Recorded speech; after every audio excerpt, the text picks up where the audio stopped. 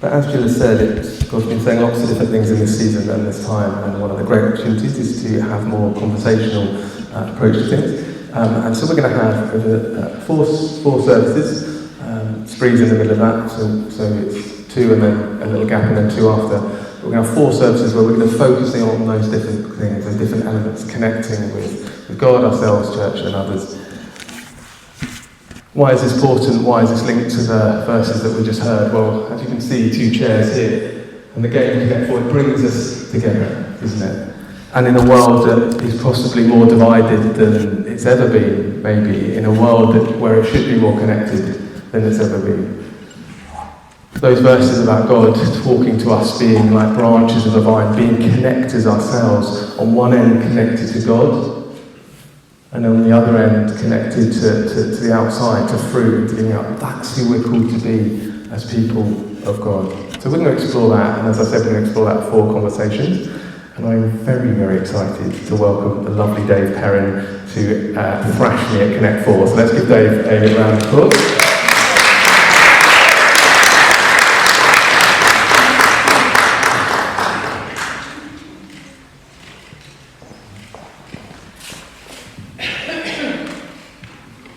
Are you okay there? There was a saxophone quite close to you. Shall I move it? Yeah.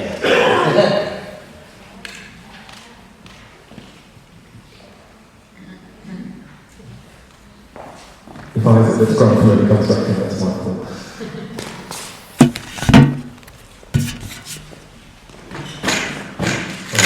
Start again. Okay, so if anyone doesn't know Dave, this is Dave. And what we're going to do is we're now just going to have a little conversation, and we're going to be asking kind of 4 or 5 of the same questions to different people, to 4 different conversations. They're questions about being connected to God, and church and community and things like that. Before we get started, well, first I'm really excited. I love this man, he's amazing, and it's going to be an absolute blessing to get to know Dave and to be part of his journey. But Dave's journey has been with its ups and downs, and so just to set that little warning, it might be that Dave talks about some things around addiction, some things around harm, some things around abuse. So if those kind of things might be really difficult for you to hear, as you'll share at the beginning, please make use of the spaces, look after yourself, we love you, and we don't want you to be upset by this conversation. But it's a good conversation, it ends in Jesus, and that's always where good things end. So Dave, welcome, it's lovely to have you, how are you? Really nervous, I'm not going to lie. That's fine. Put a coin in, choose a card, use yellow, put a coin in, and I'll just play like that, and then we can, oh, no, that's cheating, no. Right, okay, cool, right, let's see your questions out. Okay, so my first question today is, tell me about you before you found faith, before you were connected to Jesus, before that first encounter went in, before you met God. Who was there before that? So everybody's aware that I was in addiction for like 30 years. But previously before that, my home environment, my mum and dad, my 2 sisters, absolutely brilliant. I struggled outside the house with behaviour. We now know that it was undiagnosed ADHD. But at the time, I struggled with school. And I was removed by the local education authority and placed in a boarding school. Taken away from mum and dad and my 2 sisters. Evidently finding myself different from everybody else because I've been removed. I thought I'd done something wrong. I was only like 11 years old, so it was difficult for me to understand how come my sisters hadn't been removed. And yeah, I was placed in a boarding school. And at the boarding school, there was only 40, it was a male boarding school, there was 40 other children there, and we were all exactly the same. We all struggled with behaviour, emotion, undiagnosed ADHD, and at the boarding school, without going into too much detail, I was abused by a member of staff, and I never actually told anybody, because I didn't understand, obviously being young, I wasn't sure whether I'd done something wrong again, so I carried that with me. When I left boarding school at 16 years old, I tried to find my way in a world that I've been removed from almost. And yeah, I found alcohol and drugs, and it suppressed all my feelings, suppressed all my emotions, and I'm not going to sit here and lie to start off with. It was okay, it was fine, it was new, but unfortunately I take stuff excessively, and 6 years ago, the end of July, again 6 years, I realised that I actually had a massive problem, and yeah, the drugs and the alcohol had taken hold of me. I've been through 2 marriages, 2 divorces, and yeah, 6 years ago I decided that enough was enough. I almost died because of excessive drug use, and I was really fortunate that 12 beds up and out there, they moved me into a rehab, into a residential rehab, which was a blessing, really was, and it made me realise that I had a problem and that it needed to be addressed. Yeah. So thank you for being so open about vulnerable. I really appreciate you sharing that. And that must have been a very hard, long season to be working things out by the sound of it by yourself, and the pain and the wounds and stuff like that. Although it's hard, God I know was with you in that time, and loving you, caring you, for you, but it's hard when things are difficult, isn't it?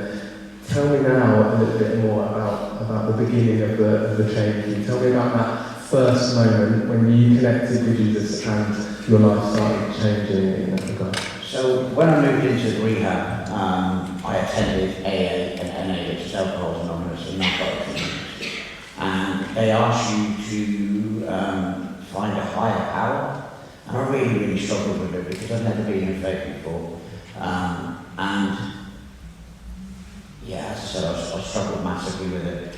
So I decided to carry on my journey more about the fact of getting clean from alcohol and drugs and concentrate more on my sobriety. And then a year ago, I was doing further work with the Dharma Clinic, which is the ADHD clinic in Exeter, around routine and planning, because I still struggle. Yeah, I'm an addict. I suffer with anxiety. Obviously, I've got combined ADHD, and I really wanted to explore faith. And I kept driving past here. I looked onto your Facebook and found that you were running a new life course. And I hounded you with emails, and I hounded Tina with emails, kept emailing. And then I got a reply saying you're more than welcome. And yeah, the biggest, probably even more so than my addiction and going into the AA and the NA rooms, walking through this door was one of the best decisions that I've made in my life, to be honest with you. Yeah. It was an incredible moment. So there was lots of parts. It sounded like God's story bringing you to here. You'd come here before, hadn't you, as part of the food club and some other things, and mental health services. But what was so incredible is the very first New Life course that we did. Something felt powerful about it, and we had an amazing moment when.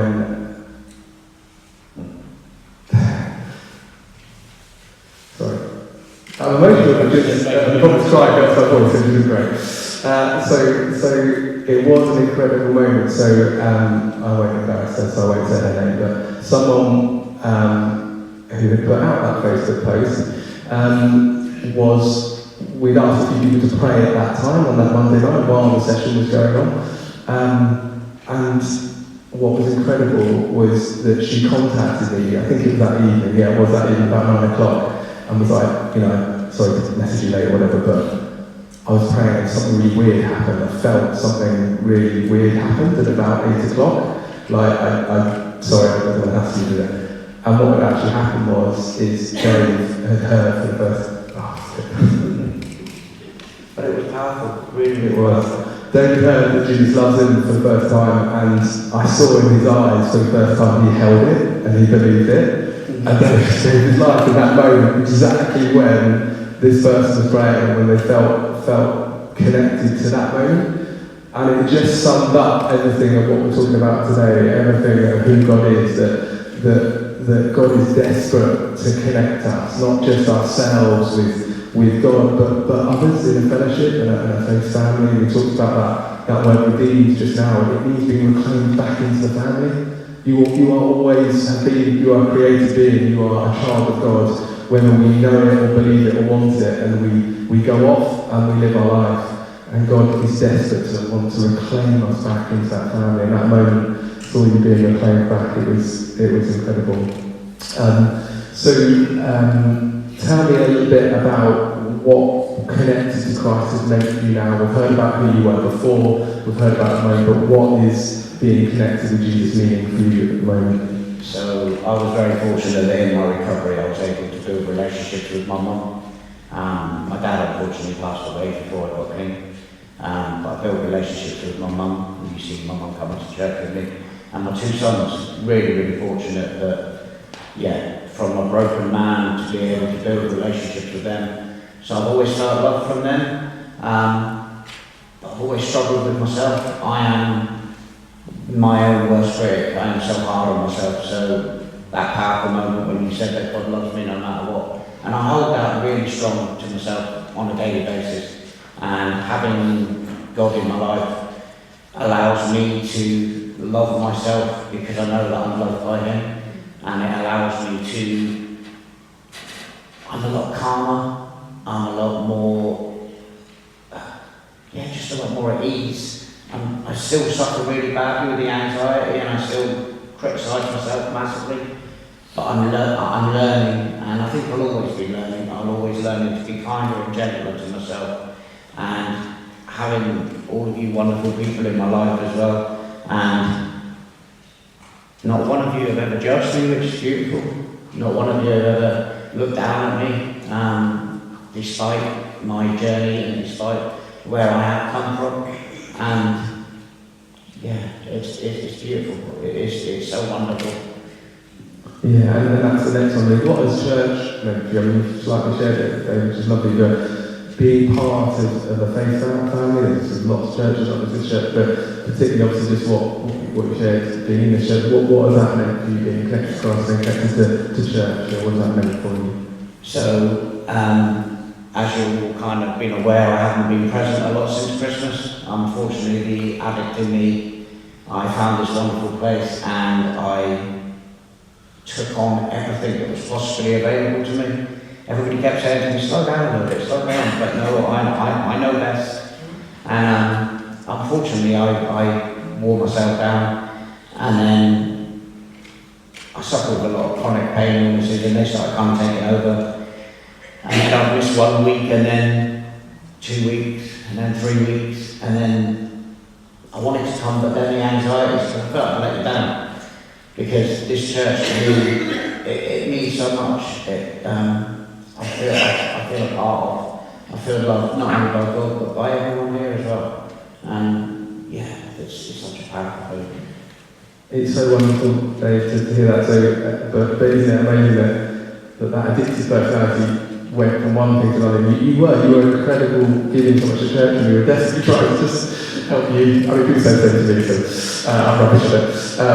But just to slow down but it's wonderful that you've come through that season and that you've kind of learned from that season. And what you said about letting people down or you felt ashamed, that's just not relevant here. That doesn't happen. Okay, that is again a lie of the devil. That there's no shame, there's no guilt here.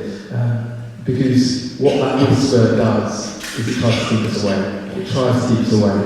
So always look at the outcome of what's the outcome of this? Am I here or am I not here? And if the whisper is don't come because you shouldn't be or they don't like me, that's a lie. That is a lie. No one feels that about you. God doesn't feel that about you. We all have seasons, but it's just lovely to have you feeling well again and being that part of things. It's interesting. Bless you. I appreciate it. And then finally, we talked about being connected to God, ourselves and church. And you partly said a little bit about helping out doing things, but what has it meant for you outside of church, out in the community? Who is saved now, out there? You can maybe talk about Thursday stuff or stuff just generally. Who are you now? So, the café on a Thursday, I started doing that as a kind of a test more for myself. of integrating into society, integrating into social situations, because somebody like myself, I've never really kind of been in those situations. I've always kind of been, down and out really.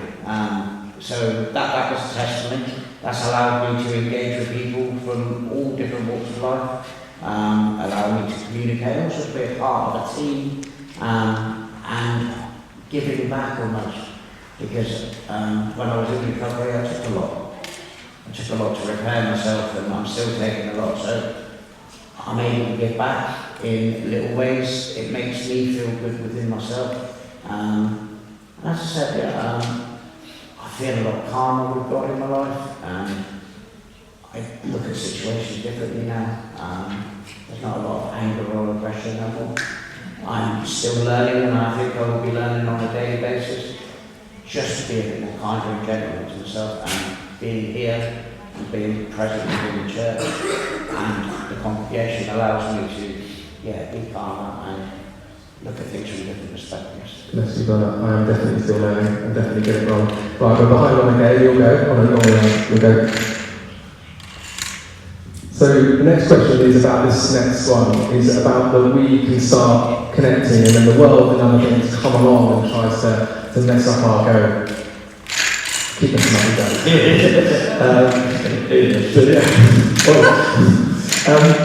You said that you had that seed went well on there. This one, It's connect forward. It's forward. You need that forward element. So you talked about a little season just from Christmas to a while ago, just feeling a little bit disconnected from God and from church. That's a season that maybe lots of different people go through. For you personally, what helped you to feel reconnected? What was something that happened, or something that you did, or something that God did, or something that helped you to reconnect with maybe God and church and things like that? So my mum is wonderful, and every Saturday or Sunday morning she would always ring me and say, "Are we going to church?" And I always make an excuse because internally I was feeling, like I've just said, a bit down within myself and feeling that I've let people down. But this week I made the decision with my mum that I walked into the New Life course with my mum, because my mum wants to kind of attend, and she can see growth in me, and she wants to see what the New Life course offers. So it was my wonderful mum, and we always say about the vine, as much as I've kind of been walking away and not coming, my hand's always been firmly on that vine. And going back to the simple essence of, if God can love me, then I can love myself, and I can be kinder and gentle to myself. Okay, thank you, really appreciate that. That's something we really want to talk about. We're going to be talking about connections quite a lot in church, a way of just really creating that culture of being like branches, that we are connected on two sides. And our first connection is the most important one, that connection to the vine. If we let go of that, and it's really easy to do, me and David talked about this before, is that we're connected on one side, and connected on the other side. And then we look out to the work and we think, oh, there's loads to do. I've only got one hand. I know what I'll do. I'll use two hands. Because then I can do more. And I can do more. I just got disconnected from the very thing that I needed, the very thing that sustains me. And if we let go with that other hand for the temptation, even in the goodest possible way, they gave themselves so much to church, they did so much, but when we take our hand off and try and do more, we risk lots of things. We risk getting lost and losing our sustaining power. So that's what those verses are really helpful about. So we've pretty much come to the end of our conversation. Is there anything that you just would feel God is saying, or that you would love to share to the congregation before we close? I'd just like to say that if you're ever struggling with mental health or physical health, it's always, don't suffer in silence. Open up and speak to somebody. I'm still learning to do that. I struggle with it. I feel like I'm a burden. But evidently by opening up and sharing how I'm feeling, it allows me to see the picture from the bird's eye view rather than just straight. And as I keep saying, it just allows me to be a bit more kinder and gentler to myself. Because of my past addictions and struggles, I am so hard on myself. And just think I need to be a bit gentler with myself, and I find I can do that more so when I'm in church and praying and asking for forgiveness, really. Yeah. You are God, you are forgiven in the name of Jesus, and you don't need to carry that anymore. You are loved, you are a child of God. Thank you. We're going to reflect now. David's showing a song for us to reflect called Oceans. It's a lovely song. If anyone would like prayer in this time, if you feel comfortable with the person next to you, please feel free to pray together. Or if you would like to pray with someone else, Dave Matthews is going to be at the back of the church, and you can go today, so feel free to head back. If anyone would like to pray with Dave, or just sit by yourself and reflect. Bless you.